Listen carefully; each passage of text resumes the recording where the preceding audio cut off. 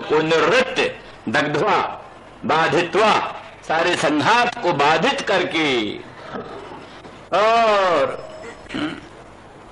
भगवान को प्राप्त हो जाते हैं। तो अविशुद्धम मनः, इसलिए माने भक्तों को बड़ा आश्वासन है। मन की शुद्धि का प्रयास तो करते ही रहना चाहिए, पर माना जितनी शुद्धि की कसौटी है उतनी कसौटी पूरी पूरी न पार पड़े तो भी ये आश्वासन है कि अभिशुद्धम अपि मनः। अब आप कहेंगे कि अभिशुद्ध मन भगवान में लगेगा ही कैसे? तो वहां ये थोड़ा सा वर्णन है कि यहां इनका मतलब ये है कि भगवान का जो मनोमय स्वरूप, मनोमय स्वरूप, मन से जो भगवान के स्वरूप का ध्यान करते हैं ना, मन से भगवान के स्वरूप का ध्यान, कोई राम का करता है, कोई कृष्ण का करता है, कोई विष्णु का करता है, स्वरूप का ध्यान करता है। तो ये जो ध्येय मूर्ति है वो स्वतंत्र है, सबका अपना अपना। जैसे सालग्राम सबके अपने अपने, सबके सालग्राम अपने अपने, साझे के सालग्राम नहीं, हमारे दूसरे, तुम्हारे दूसरे, उनके दूसरे। मूर्तियां सबकी अपनी अपनी, स्वतंत्र, हमारी वस्तु स्वतंत्र है। ऐसे मनोमय जो ध्यान है, मन से जो भगवान का ध्यान किया, मूर्तियों के दर्शनों से, चित्रों फोटोओं के दर्शन से, भगवान की कथाओं को सुन सुन करके, भगवान के जो मंगलमय स्वरूप का वर्णन पुराणों में, भागवत आदि सदग्रंथों में, रामायण आदि ग्रंथों में जो भगवान के स्वरूप का वर्णन है, इष्ट देवता है, सभी भगवान का स्वरूप है, लेकिन तो भी एक इष्ट देवता का निर्णय होना चाहिए।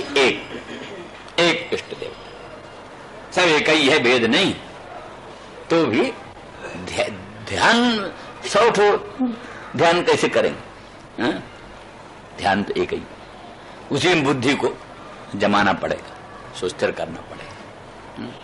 तो जो सदग्रंथों में भगवत स्वरूप का वर्णन है, उसके सारे सत्पुरुषों के द्वारा जो भगवत स्वरूप का वर्णन है, उसको सुन करके, मूर्तियां जो प्रतिष्ठित प्राचीन, उनका दर्शन करके, प्राचीन मूर्तियों का वहां खड़े होकर बैठकर ध्यान करो, बहुत अच्छा ध्यान हो जाता है जल्दी जल्दी।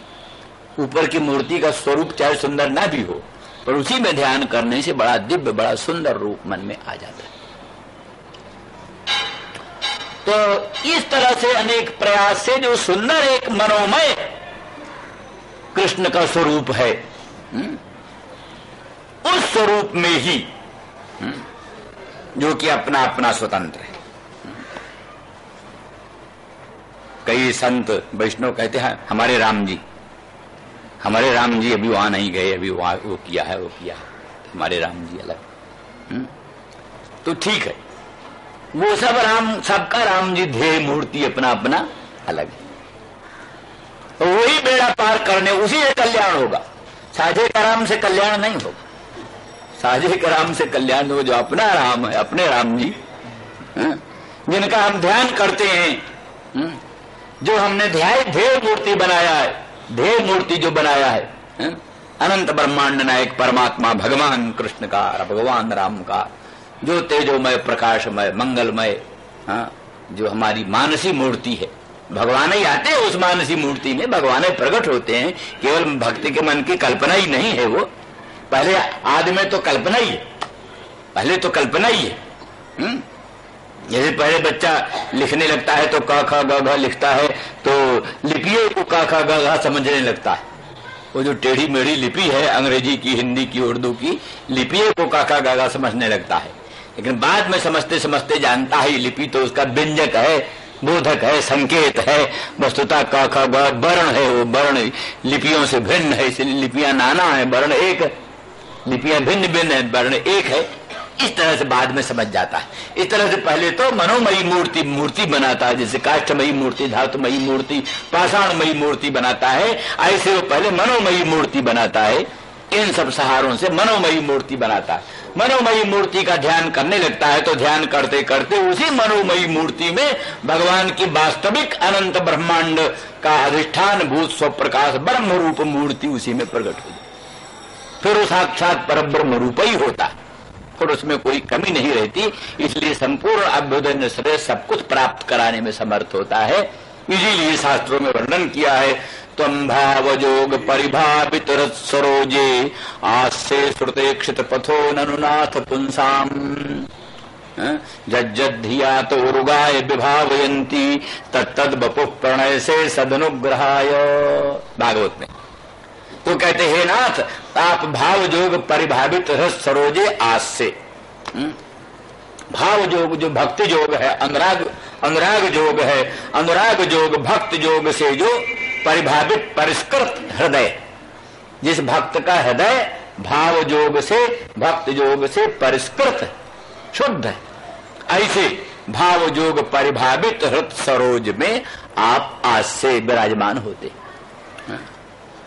कहते श्रुते क्षित पथो पूर्वं श्रुता पश्चात ईक्षिता प्रतीक्षिता पंथा जेन सा यस्य सा। पहले आपके अनंत दिव्य कल्याण गुण गणों का लोकोत्तर महिमा को सुना, पश्चात उसके आगमन की प्रतीक्षा किया। बस प्रतीक्षा करने से फिर आप भावजोग परिभावित सरोज में प्रकट हो जाते। कैसे प्रकट होते हैं? बोले जज्जत धिया तो उर्गाय विभावयंती। वो भक्त लोग अपनी बुद्धि से, अनुरागिणी बुद्धि से आपके जैसे जैसे स्वरूप का भावना करते हैं, तत्तद बपु प्रणय से वैसा वैसा रूप आप बनाते हो। एतावता भक्त ने अपने हृदय में भगवान के जैसे रूप की भावना किया, भगवान उसके हृदय में अपना वैसा ही रूप प्रकट करते हैं। एतावता भगवान का जो मनोमय रूप है, वो मनोमय रूप ही उसी में क्षण भर के लिए अपने मन, अशुद्ध मन को भी उस स्वरूप में क्षण भर भी रख देने से प्राणी का मन शुद्ध हो जाता है और कर्माशय का निर्हरण हो जाता है। इसीलिए इसका उसमें भी वर्णन है, वो अघासुर के वध के अनंतर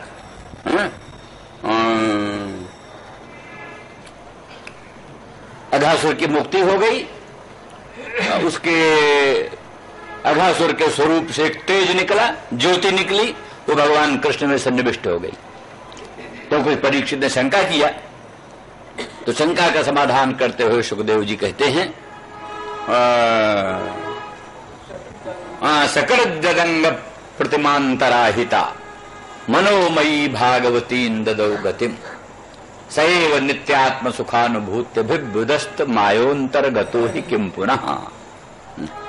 सकल जगंग प्रतिमांतराहिता, एक बार भगवान के मंगलमय अंग की प्रतिमा, सकल जगंग प्रतिमा, जिस भगवान के मंगलमय अंग की प्रतिमा मूर्ति एक बार भी हृदय में स्थापित कर दिया।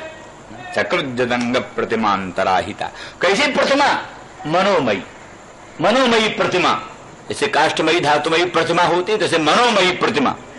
तो जिस भगवान के मंगलमय अंग की मानसी प्रतिमा, मानसी मूर्ति एक बार भी मन में धारण कर लेते, उनको भागवती गति मिल जाती है।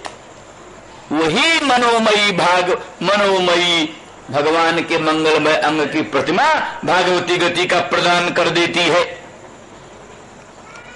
तो जिसके मंगलमय अंग की मानसी प्रतिमा हृदय में धारण करने से प्राणी का कल्याण हो जाता है, साक्षात वही सच्चिदानंद घन पर ब्रह्म जब अघासुर के मुख में प्रविष्ट हो गया, हृदय में पहुंच गया तो इसका बेड़ा पार हो जाए, क्या आश्चर्य, इसका कल्याण हो जाए, इसमें आश्चर्य क्यों करना चाहिए, ये उन्होंने कहा।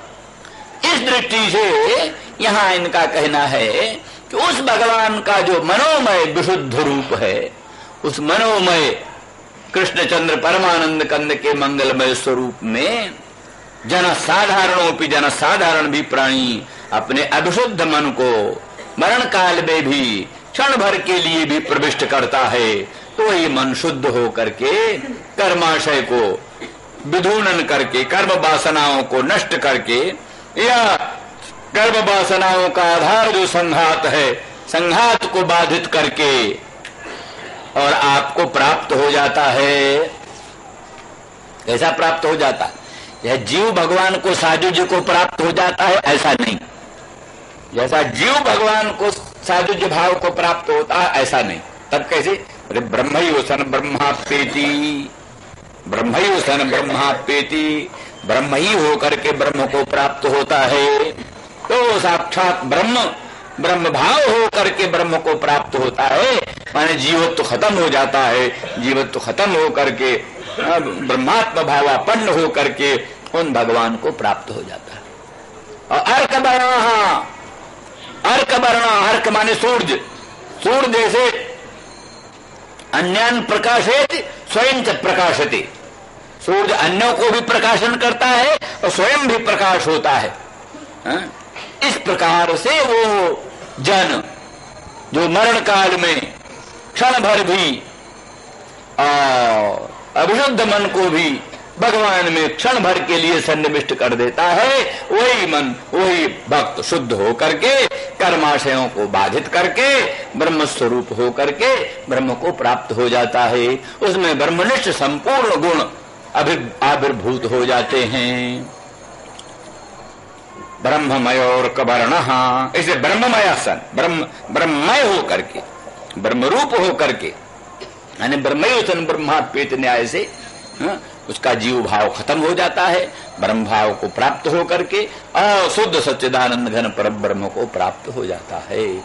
ये जिस कृष्ण के मानसिक स्वरूप का इतना महत्व है, इतना ध्यान की महिमा है, वही तुम्हारे लाडले लाल हो करके तुम्हारे प्रांगण में खेलते हैं, क्रीड़ा करते हैं।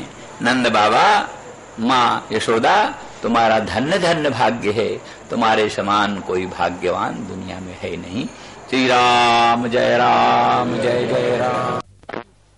जस्मिन् जन प्राण वियोग काले क्षणं समावेश्य मनो विशुद्धम निर्हृत्य कर्माशय माशु जाति पराम गतिम ब्रह्ममयोर्कवर्ण। जिस भगवान में, अर्थात जिस भगवान के मानसिक रूप में, ये अर्थ क्यों किया कल जो हमने कहा कि मानसिक रूप में भगवान की जो मनोमयी प्रतिमा में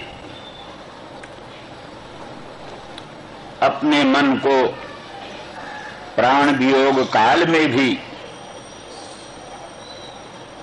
अति व्यग्रता दशा में भी, अशुद्धि दशा में भी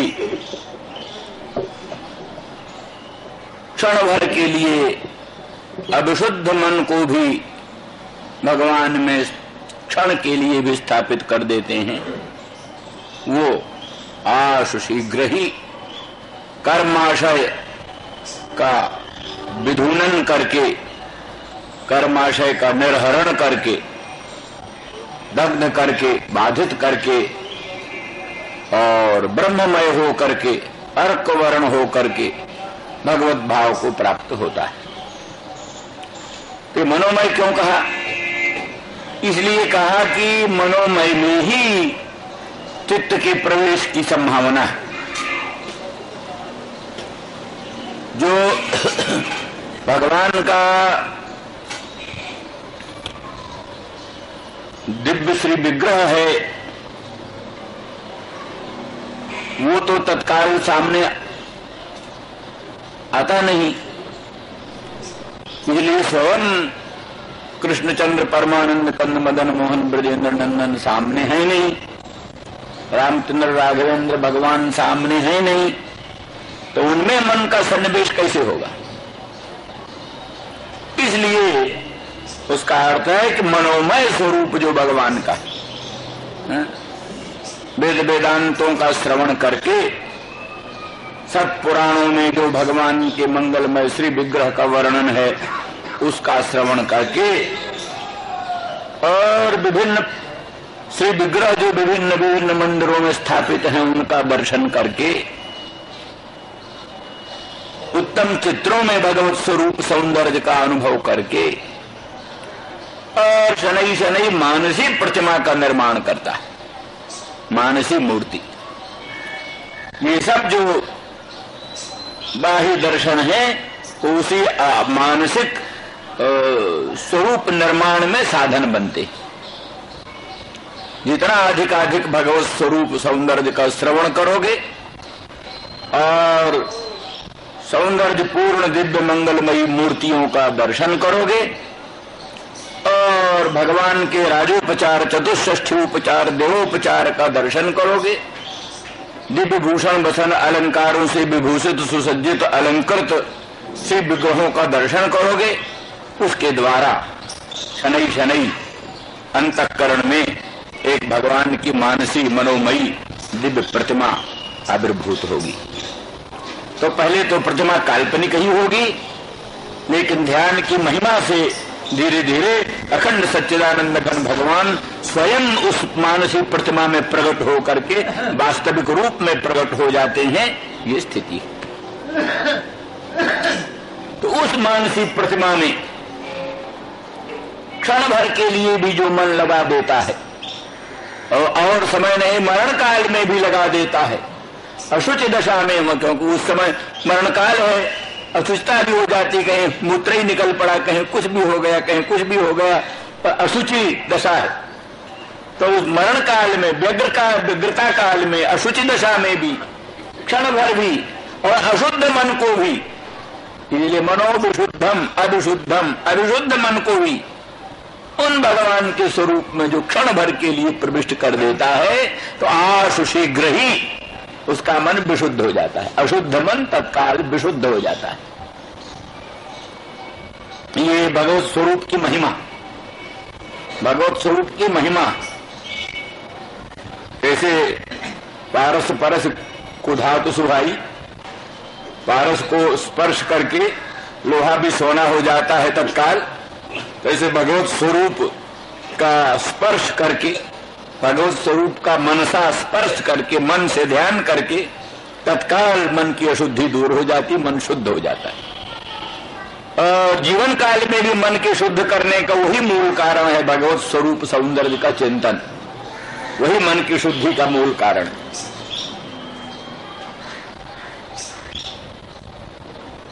यथा यथात्मा परिमृज्यते सौ, तथा यथात्मा परिमृज्यते सौ मत्पूर्ण गाथा श्रवणाभिधानैः, तथा तथा पश्यति वस्तु सूक्ष्मं चक्षुर्यथैवान्यन संप्रयुक्तम। ऐसे विशिष्ट अन्यन का प्रयोग करने से चक्षु निर्दोष होकर सूक्ष्म वस्तु को देखने में समर्थ हो जाता है।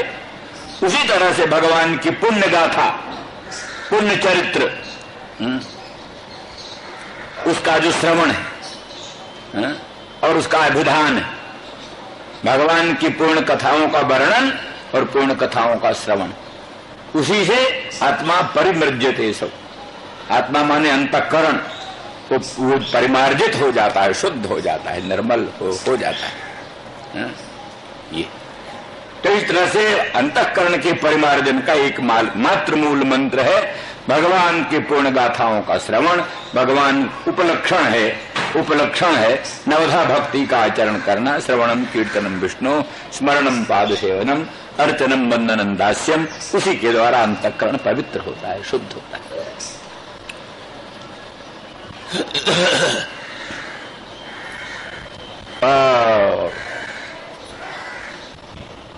वे भी है भक्तिर विरक्तिर भगवत प्रबोधा। भगवान की पूर्ण गाथाओं का श्रवण करने से क्या होता है? भवन्ति वही भागवत राजन भक्तिर विरक्तिर भगवत प्रबोधा। जैसे कोई लड्डू खाए, पायस खाए तो तुष्टि पुष्टि क्षुद पायो अनुघासम। प्रत्येक ग्रास पायस का जय जय ग्रास खाता है, प्रति ग्रास के साथ तुष्टि होती जाती है, पुष्टि हो जाती है, क्षुधा की निवृत्ति होती जाती है। साथ साथ तुष्टि पुष्टि क्षुध निवृत्ति, तुष्टि हो पुष्टि हो क्षुधा की निवृत्ति हो। कैसे? भगवान की गाथाओं का, भगवान के चरित्रों का श्रवण करने से भगवान के मंगलमय चरणारविंद में भक्ति होती है, विषयों से विरक्ति होती है और भगवत स्वरूप का प्रबोध होता है, साक्षात्कार होता है। ये सब बात बनती है। इस दृष्टि से वो प्राणी आशु शीघ्र ही कर्माशय को, कर्माशय माने वासना अथवा कर्माशय माने अंतःकरण, कर्माणि आशेरते यत्र, अथवा कर्माशय माने सारा संघात, कार्यकरण संघात, कार्यकरण संघात को बाधित करके, जैसे बांस के समूह में से वेणु समुदाय से, बांस के समुदाय से अग्नि पैदा होती है और बांस के समुदाय को जलाकर स्वयं प्रशांत हो जाती है। वैसे इसी कार्यकरण संघात से वो ज्ञान, तत्व ज्ञान आविर्भूत होता है और उसको सबको खत्म करके प्रशांत हो जाता है। इस तरह से कर्माशयम निर्हृत्य, कर्माशय का निर्हरण करके और भगवत भाव को प्राप्त हो जाता है। तो जैसे जीव को सायुज्य ब्रह्म में प्राप्त होता है वैसा नहीं, ब्रह्ममय, ब्रह्ममय अर्थात ब्रह्मयो सन ब्रह्मात्मेति, ब्रह्म होकर ही ब्रह्म भाव को प्राप्त होता है। अर्थात जितने आवरण हैं सब आवरण नष्ट हो जाते हैं, स्वाभाविक ब्रह्म भाव का प्रादुर्भाव होता है, इसलिए ब्रह्ममय होता हुआ भी ब्रह्म को प्राप्त होता है। अर्क वर्ण, अर्क सूर्य जैसे स्वप्रकाश है, अन्यान प्रकाश है तो स्वमपि प्रकाश है, अन्य को भी प्रकाशन करता है और अपने आप को भी प्रकाशन करता है सूर्य। उसी प्रकार से अर्क वर्ण हो करके, माने अर्क सूर्य के तुल्य स्वयं प्रकाश हो करके अपने स्वरूप का प्रकाशन करता है, इतरों का भी प्रकाशन करता है।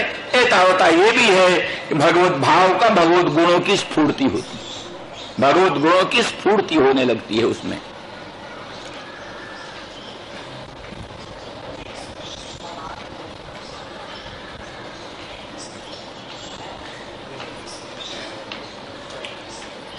इसलिए तस्मिन् भवन्तावखिलात्महेतौ, तस्मिन् भवन्तावखिलात्महेतौ नारायणे कारणमर्त्यमूर्तौ भावं विधत्तां नितरां महात्मन् किंबावशिष्टं जुबयो सुकृत्यम।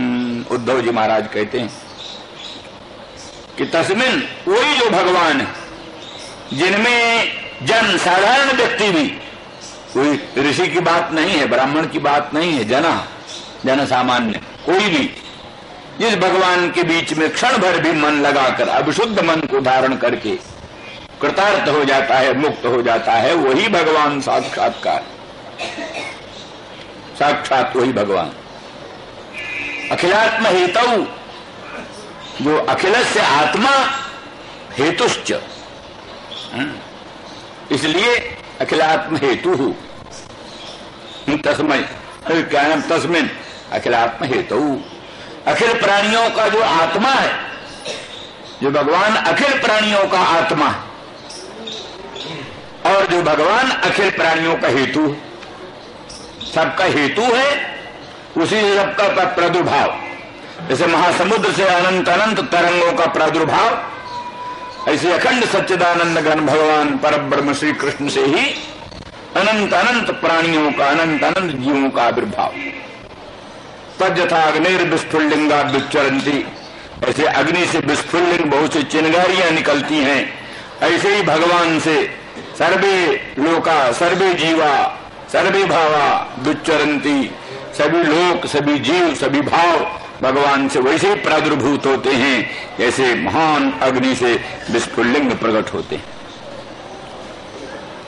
इस तरह से जीवों का भी प्रादुर्भाव भगवान से ही है। औपाधिक रूप जो जीवों का है, अंतःकरण विशिष्ट पंचकोश विशिष्ट जो जीव का रूप है वो जो है सो भगवान से उसका आविर्भाव होता है। वैसे तो अखंड सच्चिदानंद घन रूप से भगवान का स्वरूप ही।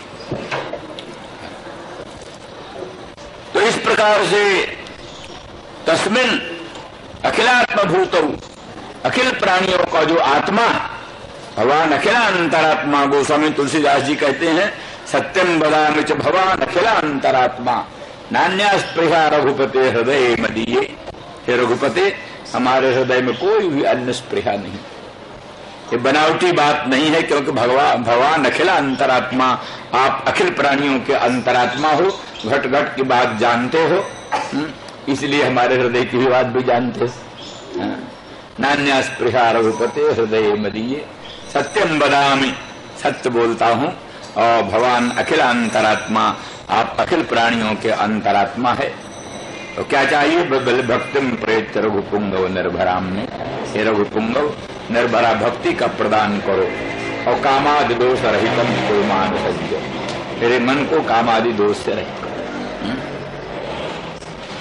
कोई कह सकता है कामादि दोष है तो अन्य स्पृहा है, अन्य स्पृहा ही तो कामादि दोष है। कामादि क्या?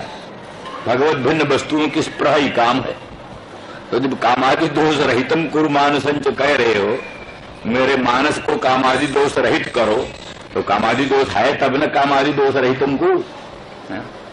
तो कामादि दोष रहितम कुर्मान संच प्रार्थना ही कहती है कि कामादि है। कामादि है तो किसी विषय की कामना है, तो फिर नान्या स्पृहा कैसे कहते हो? शंका ही जो तारी, तो ये शंका हो सकती, लेकिन उसका अर्थ ये है वास्तव में कि यो तो उपद्रव रूप से कोई कामना हो, हृदय से कामना नहीं। एक तो ये बात है कि जबरदस्ती हमारे कामना पैदा हो जाती है। कई चीजों को हम चाहते हैं कि हमारा मन इधर उधर न जाए, और कोई उपद्रव सामने आ जाता है, उसमें मन चला जाता है। तो फिर हमारी आंतरिक इच्छा तो नहीं है। आंतरिक इच्छा तो हम उन सब वस्तुओं से बचना चाहते हैं। तो आंतरिक इच्छा हम उन वस्तुओं से बचना चाहते हैं, तो भी उपद्रव रूप में कोई वस्तु आ जाती है, तो फिर वो क्या है, मम हृदय भवन प्रभु तोरा तहाँ बसे आई बहु चोरा। हे प्रभु, हमारा हृदय तो आपका भवन है, पर वहां बसे आए बहु चोरा। नहीं, वो वहां बहुत चोर आ गए, काम क्रोध लोभादि, और नहीं माने विनय निहोरा। मैं उनसे विनती भी करता हूँ, निहोरा भी करता हूँ, पर कुछ सुनते नहीं। पर कहते चिंता है मोहि अपारा, अपजस नहीं हो तुम्हारा। हमको तो इस बात की चिंता है कि कहीं तुम्हारा अपजस न हो, मैंने तुम्हारे घर में चोर घुसा मैं। किसी साधारण के घर में चोर घुसा दूसरी बात है, साक्षात अनंत ब्रह्मांड नायक परमात्मा राघवेंद्र रामचंद्र का जो भवन है भक्त का हृदय, और उसमें चोर घुस जाए कामादि, तो ये आपका अपजस है। हम तो क्या है, बहुत दिन से दुख भोगते हैं, थोड़ा और दुख भोग लेंगे, इसलिए मुझे अपनी तो चिंता कुछ नहीं, तो मुझको चिंता ये है कि आपका अपयश न हो गए, इत्यादि इत्यादि। तो इसलिए माने आभास रूप में कुछ प्रतीत होने पर भी वास्तव में हमारे मन में उनकी स्पृहा नहीं है, ये कहने का उनका अभिप्राय। इसीलिए तो कहते हैं, नहीं तो जिसको पदार्थ की कामना होती है वो कामना के नाश की थोड़ा तो प्रार्थना करता है। वो तो कहता महाराज जिसे मैं चाहता हूं उसको दे दो, तो जिसे चाहता हूं उसको दे दो नहीं कह रहे हैं।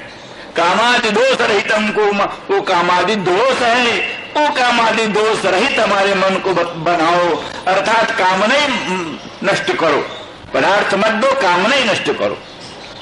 जैसे कि क्या हुआ, प्रहलाद से भगवान ने कहा मांगो, तो उन्होंने कहा नहीं मांगे क्या, आप तो हमारा आपका कोई संबंध जो है, कोई क्या व्यापारी संबंध तोड़ना है, कुछ नहीं, आप हमारे आप तो काम पूर्ण काम आत्मा राम परम निष्काम स्वामी है, हम भी आपके निरपेक्ष निष्काम भक्त, कामनाओं में कुछ नहीं। बोले नहीं, फिर भी हमारा अमोघ दर्शन है, कुछ मांगना ही चाहिए।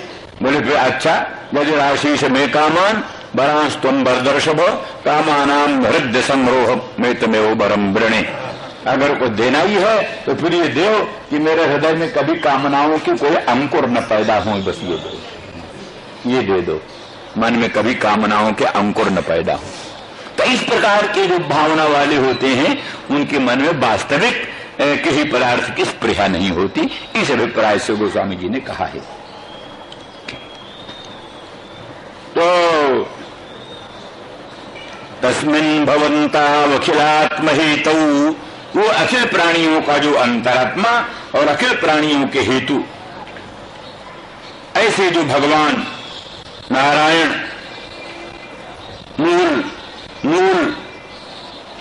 मूल परब्रह्म स्वरूप नारायण, वही जैसा कहा नारस्य अयने आश्रय, नार माने जीव समूह और नार माने पुरुषावतार।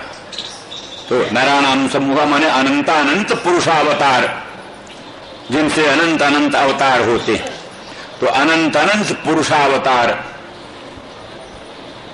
उन पुरुषावतारों का एकमात्र आश्रय वो नारायण, परब्रह्माधिपति से भी उत्कृष्ट ऐसे जो अखिलात्म हेतु नारायण, जो कि कारण मर्त्य मूर्तौ, कारणमेव सन, कारणस्यैव सतः, कारणस्यैव सतः मर्त्य मूर्तिर्जस्य, है तो कारण, अनंत ब्रह्मांड के अधिष्ठान, अनंत ब्रह्मांड के कारण, पर उन्होंने ही मर्त्य रूप धारण कर लिया है, मनुष्य रूप धारण कर लिया है। नराकारम भजन्ते निराकार मथा परे वयं संसार संतप्ता निराकारम उपासना। तो निराकार ब्रह्म होता है, निराकार ब्रह्म होता है और निराकार ब्रह्म होता है। गंगा नीर है, पानी, पानी के रूप में ब्रह्म प्रकट। तो निराकार ब्रह्म गंगा जल, निराकार ब्रह्म वेदांत वेद्य अखंड सच्चिदानंद गण ब्रह्म, निराकार ब्रह्म रामचंद्र कृष्णचंद्र, निराकार ब्रह्म। तो निराकार जो पर ब्रह्म है, निराकृत पर ब्रह्म, उसमें नारायणी कारण मर्त्य मूर्तौ भावम विधत्ता, उसमें भी तुम भाव अनुराग करते। मर्त्य मूर्ति नारायण में, निराकार परब्रह्म में जो तुम अपना मन लगाते हो, तुम धन्य धन्य हो। यहां इस सब कहने का मतलब ये है, टीकाकारों ने, वैष्णवों ने इनका सबका अभिप्राय ये बतलाया है कि मर्त्य मूर्ति परम ब्रह्म की ज्यादा महिमा है। बजाय चतुर्भुज मूर्ति, शंख चक्र गदा पद्म धारण किए हुए ऐश्वर्य पूर्ण जो भगवान की मंगलमयी मूर्ति है, श्रीमन नारायण की मूर्ति,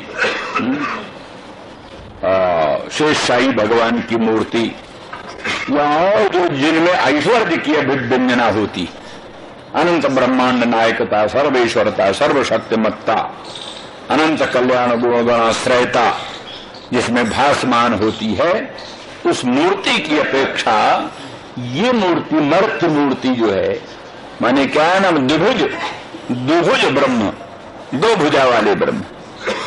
मथुरा में भगवान कभी 4 भुज रूप में प्रकट होते थे, चतुर्भुज रूप में। द्वारका में तो चतुर्भुज रहते ही थे ज्यादा, मथुरा में भी चतुर्भुज रहते थे। क्योंकि वहां पर कोई आश्चर्य नहीं होता था। वसुदेव जी को चतुर्भुज मूर्ति का ही दर्शन हुआ था जन्म काल में ही। लेकिन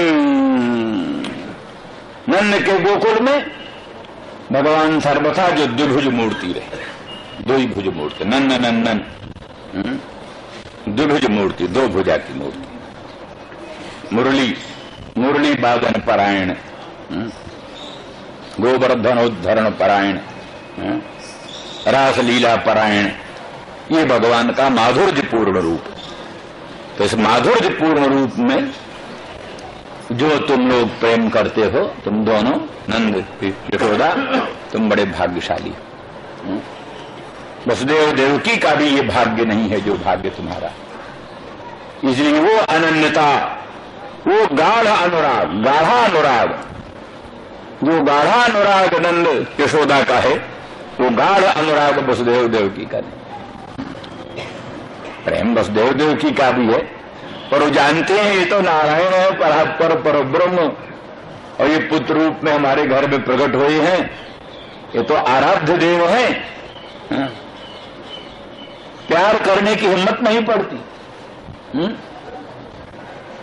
चतुर्भुज भगवान, शंख चक्र गदा पद्मधारी भगवान वासुदेव श्री कृष्ण को आलिंगन करने का हिम्मत नहीं पड़ती, लालन करने का, प्यार करने की हिम्मत ही नहीं पड़ती। भगवान था, भगवान है भैया, दूर रहो जरा।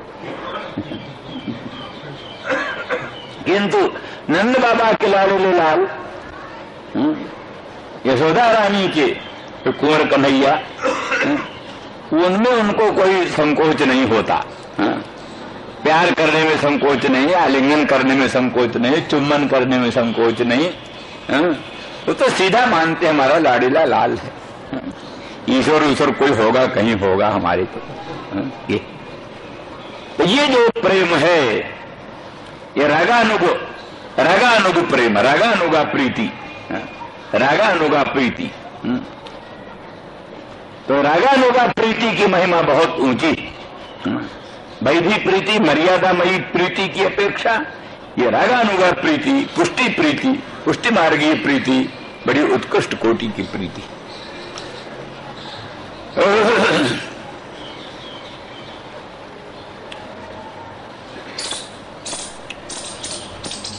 तो तस्मिन् भवन्ता वखिलात्महेतौ नारायणे कारणमर्त्यमूर्तौ भावन् विधत्ताम् नितराम महात्मन। नितराम भाव, तुम दोनों उन भगवान में नितराम प्रीत करते हो, नितराम प्रीत करते हो। तुम्हारी प्रीत निस्सीम, सबकी प्रीति की सीमा, सबके अनुराग की सीमा, तो तुम्हारा प्रेम निस्सीम। हे महात्मन रंग, किंबावशिष्टम जुबयो सुकृत्यम, तुम्हारे लिए कौन सा सुकृत्य बाकी है, कौन सा सुकृत्य बाकी है? सब सुकृत्य, जितना सारे सुकृतों का फल, सारे सत्कर्मों का फल, श्री कृष्ण भगवान का दर्शन, फिर श्री कृष्ण भगवान में लोकोत्तर अनुराग, उत्कट प्रीति हो जाए, कुछ भी बाकी नहीं बचता। प्राणी कृतं कृत्यम प्राप्तम प्रापणीयम छिन्नाश्चेतव्याः, सब कुछ प्राप्तम प्राप्तव्यम, सब प्राप्तव्य प्राप्त कर लिया, सारा कृत्य संपादित कर लिया, सब कुछ संपन्न हो गया, कुछ बाकी नहीं रहा। तो अब यहां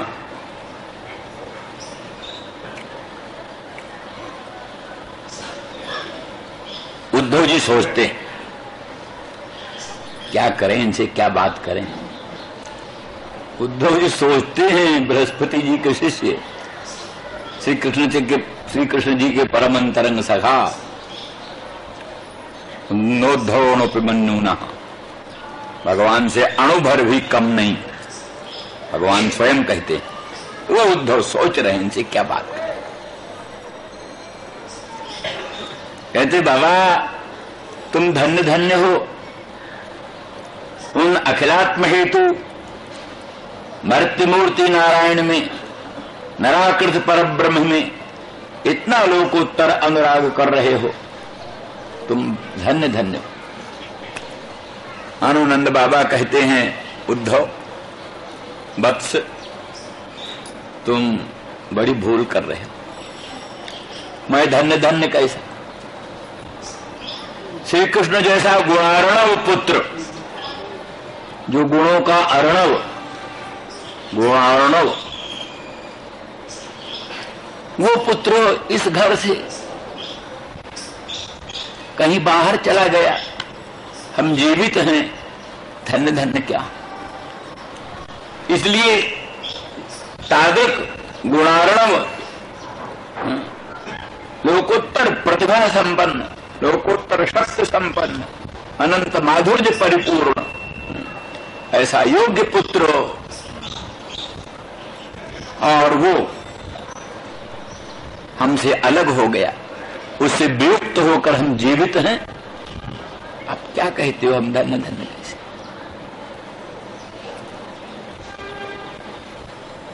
तो उद्धव कहते हैं नहीं बाबा, आप ऐसी चिंता मत करो। आगमिष्य दीर्घेण कालेन ब्रजमच्युतः, आगमिष्य दीर्घेण कालेन ब्रजमच्युतः। अच्युत भगवान बहुत जल्दी आएंगे, वो तुमको छोड़कर गए नहीं। जैसे उनमें तुम्हारी ममता है, वैसे उनकी भी तुम्ही में ममता है। वो तुमको ही माता पिता मानते हैं, उनके माता पिता तुम ही हो। इसलिए बहुत अदीर्घ काल में, बहुत जल्दी ब्रज में आएंगे। बोले कई दिन हो गया भैया, कैसे विश्वास करेंगे आएंगे। बोले अच्युतः, अच्युत जो सत्य वचन उन्होंने कहा है उससे कभी च्युत नहीं होंगे। उन्होंने कहा है शीघ्र ही हम आएंगे। कंस को मार करके आपके पास आए थे और उन्होंने कहा कि आप ब्रज में चलो, हम थोड़ा ज्ञातियों का कुछ काम करके शीघ्र में आऊंगा, ये कहा। तो उधर भी आप लोगों ने सुनाई है, उपनंद सन्नंद आदि कहते हैं दुस्त्यजश्चानुरागोस्मिन्, दुस्त्यजश्चानुरागोस्मिन्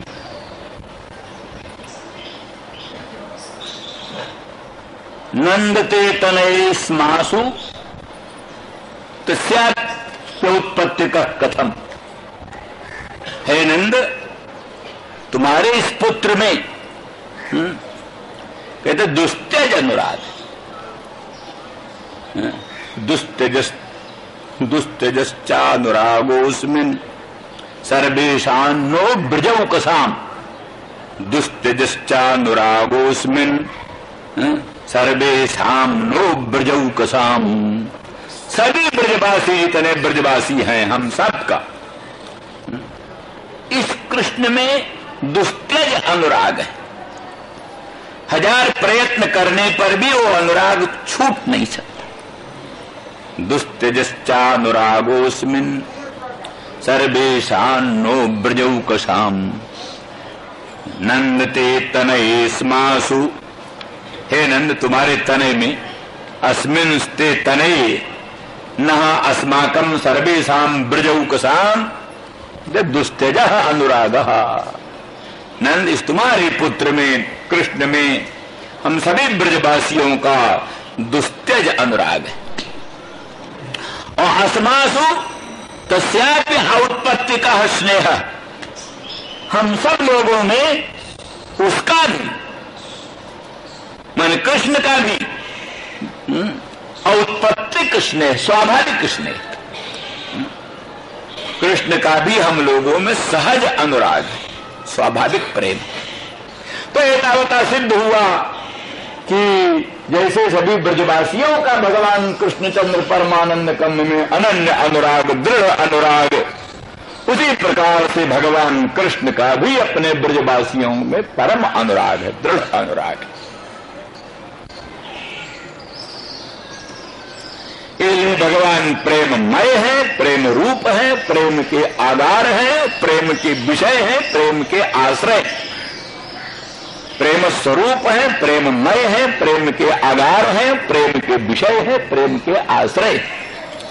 इसलिए वो स्वयं सब ब्रजवासियों में बड़ा प्रेम करते हैं। इसलिए आगमिष्यत दीर्घेण कालेन ब्रजमच्युतः, अच्युत भगवान अपनी वाणी को सत्य करेंगे, अवश्य ही अदीर्घ काल में जल्दी ही आएंगे।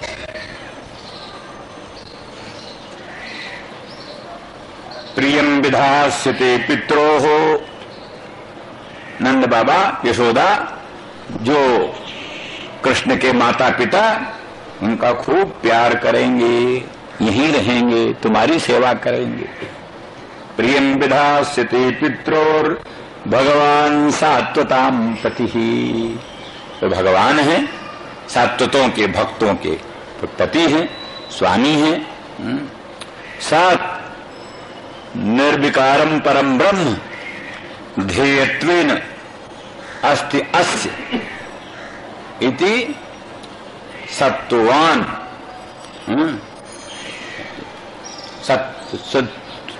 सत्वंतः सत्वंतः सत्वत, सत वाले, सत वाले, सत माने परब्रह्म, वो है ध्येयत्वेन, ध्येयत्वेन सर्वस्व, जिसका वो सत्वत हुआ, सत्वन हुआ, और सत्वत एव सात्वताः, सत्वत एव सात्वताः। तो ऐसे जो सात्वत है उन सात्वतों की सात्वता नाम, सात्वताम भी कहीं कहीं जो है सो हलंत भी है और कहीं सात्वता नाम भी, हाँ, और कहीं सात्वताम। तो ऐसे सात्वतों के परम पति हैं और भक्त वत्सल हैं और भक्त रक्षक हैं, और वो कभी भी अपनी वाणी को मिथ्या नहीं करेंगे, अवश्य शीघ्र ही ब्रज में आएंगे। नंद बाबा कहते हैं, भैया उद्धव बताओ तो कई दिन में आएंगे? 5 दिन में, 7 दिन में, 10 दिन में, महीना में, ठीक ठीक बताओ। हम इन प्राणों के धारण करने का कष्ट क्यों करें? अगर उनको जल्दी आना नहीं है तो इन प्राणों को धारण करने में तो बड़ा कष्ट होता है। माने प्राण त्याग देना ये बहुत कठिन नहीं है भक्त के लिए, सामान्य है। प्राण धारण करना बहुत कठिन। भगवान के विप्रयोग जन तीव्र ताप में संतप्त होना और प्राणों को धारण करना ये बहुत कठिन है। प्राणों को त्याग देना तो सरल है। तो इसलिए प्राणों का जो धारण है केवल उनके दर्शन की आशा से। मदन मोहन के मंगलमय मुखचंद्र का फिर भी दर्शन होगा, उनके मधुर मनोहर वचनामृत का फिर भी रसास्वादन प्राप्त होगा, उनके सुस्मित मुखचंद्र का पुनर्दर्शन होगा। ये जो भक्त के मन में भावनाएं होती, आशाएं होती, उन्हीं आशाओं के कारण तीव्र ताप को सहन करते हुए भी भक्त जीवित रहते। तो भैया वो निश्चित काल बताओ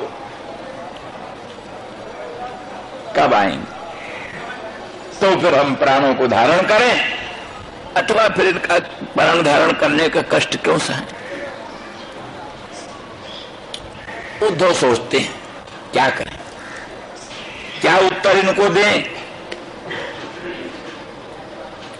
उद्धव सोचते हैं अगर कोई प्राकृत पुत्र वियुक्त प्राणी होता, प्राकृत पुत्र वियुक्त प्राणी होता तो उससे कहते, अरे भाई तुम मोह समुद्र में क्यों पड़े हो, मोह समुद्र में क्यों पड़े हो?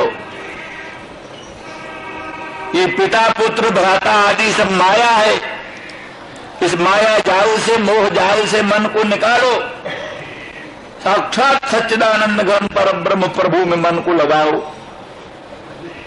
साधारण व्यक्ति होता, कोई पुत्र भी होगा संतप्त, तो उसको ये कहकर उपदेश दे देते, पर इनकी तो पुत्रमयी प्रीति उसी सच्चिदानंद घन परम ब्रह्म में है जिसका हम उपदेश करते किसी को।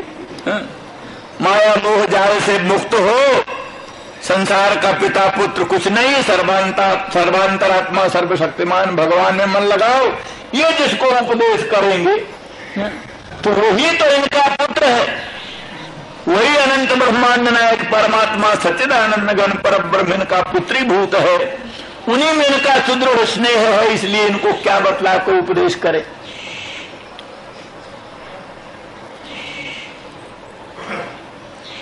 वसुदेव देवकी की तो ये बुद्धि है कि ये परमेश्वर है, हमारे आराध्य देव हैं, इनको मन में पुत्र की ममता नहीं करनी चाहिए, इनमें वो बुद्धि है नहीं।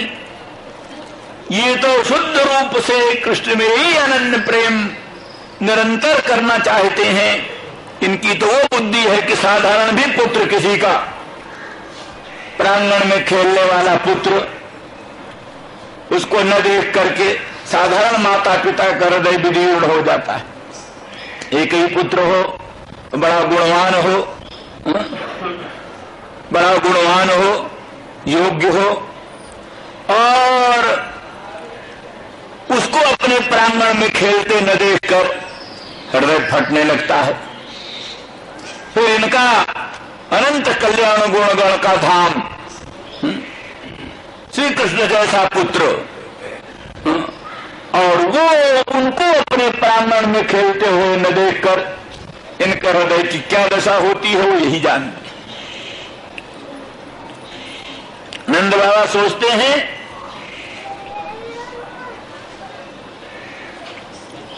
कि देखो हम कितने हतभाग्य हैं, हमारा कितना दौर्भाग्य है। हमारा पुत्र कृष्ण, हमारा कृष्ण पुत्र सत्यवादी, सत्यनिष्ठ है, झूठ कभी नहीं बोलता। उन्होंने कहा पिताजी आप चलो, मैं शीघ्र ही आऊंगा, और वो जरूर आते। परम सत्यवादी और परम पितृभक्त वो अवश्य आते, पर मेरा दौर्भाग्य ही प्रतिबंधक है उनके आने। मेरा जो दुर्भाग्य है वही प्रतिबंधक है। हा? भगवान में दोष नहीं चिंतन करते, अपने ही में दोष चिंतन करते। भक्त का यही लक्षण होता है, भगवान में दोष नहीं चिंतन, अपना ही दोष की चिंतन, अपने ही दोष का अनुसंधान करते।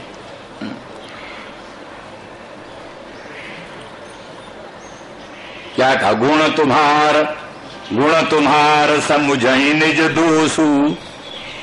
गोस्वामी जी कहते गुण तुम्हार समुझई निज दोषु, यही सब भांति तुम्हार भरोसु। ऐसे लोगों के हृदय में आप निवास करो जो सदा सर्वदा आपका गुण ही देखते और दोष सब अपना देखते हैं। गुण तुम्हार समुझई निज दोषु, यही सब भांति तुम्हार भरोसु। सब भांत से इसको भगवान का भरोसा।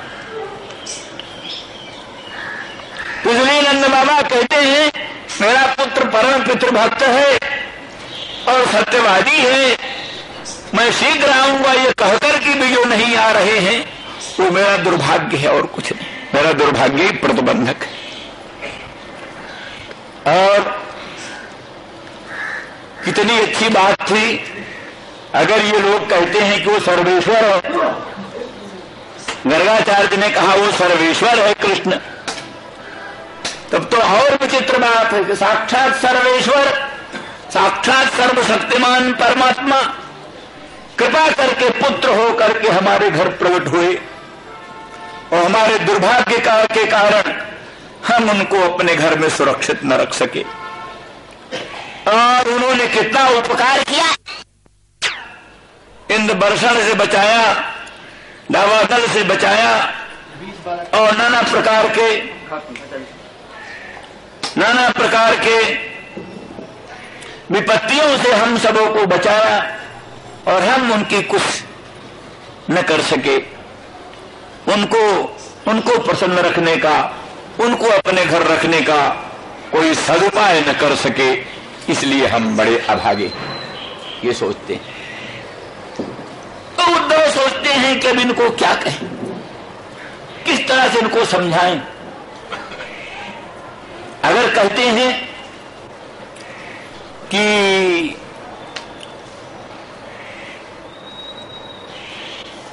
कृष्ण 5, 7, 10 दिन में आएंगे,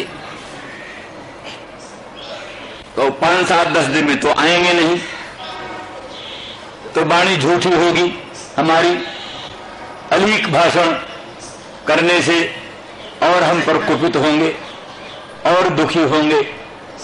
इसलिए भी कहना ठीक नहीं कि 5 दिन में 10 दिन में आएंगे।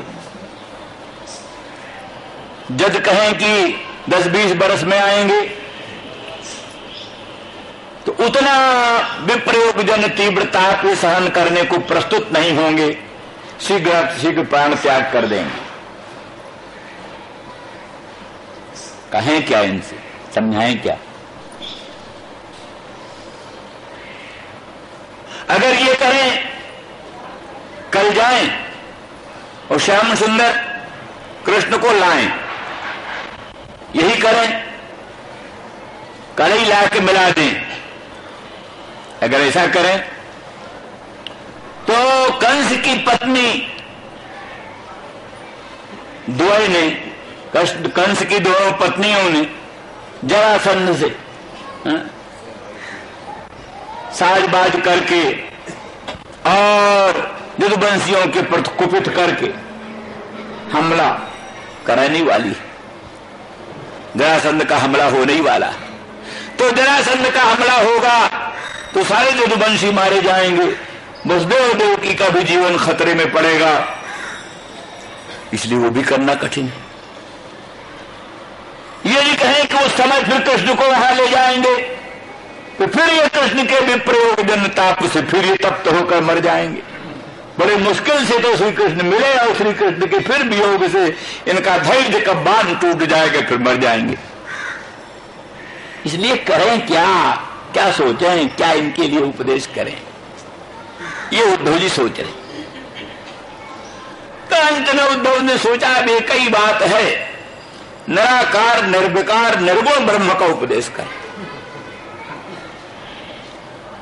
नंद बाबा, तुम जो भगवान की का ध्यानवान कर रहे हो, वास्तव में वो भगवान निराकार है, निर्विकार है, निर्गुण है, न उनका कोई माता है, न उनका कोई पिता है, न उनको कोई भ्राता है, न उनका कोई देह है, न उनका कोई जन्म है, न उनका कोई देह है, न गेह है, और वो सर्वातीत निराकार निर्विकार निर्गुण निरंजन निर्गुण है। तो इस बात को सुन करके प्रेम जो है कुछ संकुचित होगा, कम होगा। स्वाभाविक बात है, माधुर्य के प्रवाह में अगर ऐश्वर्य का प्रवाह आ जाता है तो वो प्रेम संकुचित हो जाता है। इसीलिए माना है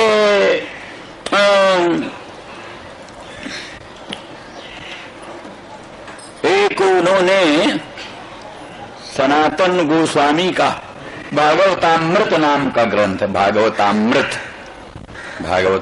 ग्रंथ, तो उन्होंने एक गोप की कथा बनाई है।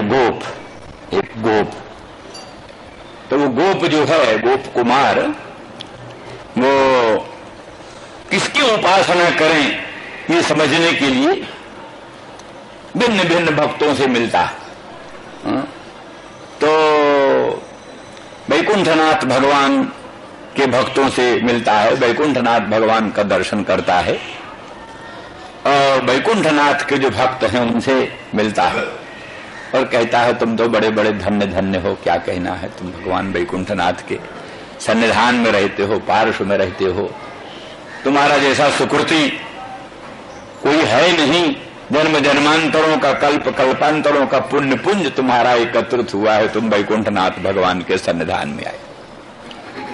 तो वैकुंठनाथ के परिकर, वैकुंठनाथ के भक्त, लक्ष्मी ये सब कहती हैं, अरे गोप कुमार तुम क्या कहते हो, हम तो सदा सर्वदा डरते रहते हैं, भगवान सर्वेश्वर हैं, भगवान सर्वशक्तिमान हैं, भगवान परमात्मा हैं, कहीं कोई अपराध न बन जाए, कहीं कोई गड़बड़ी न हो जाए, कहीं कहीं, हाँ हम तो जरा सा भी एकदम वो स्वाभाविक प्रेम निर्भयता तो कुछ नहीं होती, और उनसे डरते रहते हैं, और ऐश्वर्य का प्रभाव है कि वो सब उसमें प्रेम संकुचित। इसी तरह से फिर वो सब जगह सब देव सबके पास जाता है, द्वारकानाथ के पास जाता है, रामचंद्र राघवेंद्र के पास जाता है, भिन्न भिन्न भक्तों के पास जाता है, उनकी सबकी बड़ी महिमा जानता है, बड़ा लोकोत्तर गुण गण, लोकोत्तर चरित्र, लोकोत्तर महत्व देखता है। जब उनसे पूछता है तो उनको ही वो सब यही उत्तर देते हैं, इनका तो जो अनंत प्रभाव है। जैसे कोई समझ लीजिए कि कोई नया आदमी को जो है सो राष्ट्रपति से मिलना, भला राष्ट्रपति तो आजकल देसी हो गया, कुछ ठिकाना नहीं, मने पुराने जमाने का वायसराय, पुराने जमाने का वायसराय, उसके पास कोई जाता था। अरे एक बड़े अच्छे तालुकेदार थे, उनको देखा एक क्या नाम कलेक्टर उनके यहाँ आए थे, कलेक्टर, तो कलेक्टर के स्वागत का एक अभिनंदन पत्र पढ़ रहे थे। वो एक पंडित जी थे, उन्होंने श्लोक बनाया था, वो जो है तालुकदार साहब पढ़ रहे थे, तो खड़े खड़े उनका हाथ कांपे, पांव कांपे, और वो अभिनंदन पत्र भी कांपे, सब कांपे। माने ऐश्वर्य का प्रभाव बने, जो कलेक्टर साहब के सामने सीधी सीधी बात नहीं निकलती है? बहुत से लोग जो है सो अदालतों में जाते हैं, बाणी नहीं निकलती गवाही देने में या और कोई बातचीत करने में। तो ऐश्वर्य का प्रभाव बड़ा विचित्र होता है। तो जहाँ छोटे छोटे की बात, तहाँ जो अनंत कोटि ब्रह्मांडाधिपति है, अनंत अनंत ब्रह्म रुद्र इंद्रादि देवाधिदेव जिनके सामने हाथ जोड़े खड़े हैं, अनंत ब्रह्मांड की उत्पादनी अनंत अनंत शक्तियां जिनके सामने स्तुति करती हुई हैं, तो ऐसी परिस्थिति में उन भगवान को देख करके सबको डर लगता है। डर लगता है, तो जहां डर है वहां स्वाभाविक प्रेम का, स्वाभाविक प्रेम कहा, जहां डर है, जहां संकोच है, वहां स्वाभाविक प्रेम कहा। तो ये सब देखते देखते तो ये सब इनका प्रेम जो है वो उस कोटि का। तो इनके सामने जब वो बात आएगी, उनका कोई देह नहीं, उनका कोई गेह नहीं, उनका कोई जन्म नहीं, उनका कोई माता नहीं, उनका कोई पिता नहीं, वो पांगनाओं ने तो इन बातों के मखौल उड़ा दी, मखौल उड़ाई। बोले कहते हो कि उनका देह नहीं, निरंजन है, अंजन तो हमने लगाया उनकी आंखों में, इनकी आंखों में हमने अंजन लगाया, उनको तुम निरंजन कहते हो? कैसे निरंजन है? कहते तो जन्म नहीं हुआ, हमने देखा जन्म उनका प्रत्यक्ष, हमने उनको अपने गोद में खिलाया, हमने उनको जो धूली धूसरित होते देखा। तुम सब ये सब कैसे बात कर रहे हो? क्या कहाँ की बात कर रहे हो? तुम कौन हो? ऐसा तमाशा बना लिया उद्धव बेचारे। तो ये सब बात, इस तरह से उद्धव जी ने ही सोचा कि ऐसा कुछ कहें, तो ऐसा निर्गुण निराकार निर्विकार की बात करने से इनके मन में थोड़ा सा हो जाएगा तो जीवन हो जाएगा। अगर ये न हो सका, क्योंकि बात यही है कि जैसे खूब संतप्त घृत में, कड़ाह में खूब जल रहा हुआ घृत जल रहा हो, उसके ताप दूर करने के लिए अगर थोड़ा सा पानी का छींटा डाल दो, कड़ाह के खौलते हुए तेल में या खौलते हुए घी में, अगर शांति के लिए, ताप निवृत्ति के लिए थोड़ा सा पानी का छींटा डालो, तो वह और प्रज्वलित होकर अग्नि बन जाता है। पानी के छींटे डालने से ही वो कड़ाह का तेल एकदम प्रज्वलित अग्नि का रूप धारण कर लेता है। इस तरह से अगर हमारे ब्रह्म का उपदेश से इनके प्रेम में कुछ संकोच हुआ तो हुआ, नहीं तो उल्टा ही जैसे संतप्त कटाहगत तैल में जल निक्षेप करने से विचित्र अग्नि का प्रादुर्भाव होता है, ऐसे उत्कट प्रेम का प्रादुर्भाव होगा, इनका लोकोत्तर प्रेम उदित होगा। क्योंकि ये बात बताया है कि जैसे नदी का प्रवाह बह रहा है, अब उसको अगर रोकने का प्रयास करो तो इतना तोड़ मार करके बंधन को प्रतिबंध को काट करके और वेगवान हो जाता है। उसी प्रकार से अगर निर्गुण निराकार निर्विकार ब्रह्मोपदेश करके इनके प्रेम को कुछ प्रतिबद्ध करने का प्रयास किया, तो उनका प्रेम सारे प्रतिबंधों को तोड़ करके और उत्कट रूप में प्रकट होगा।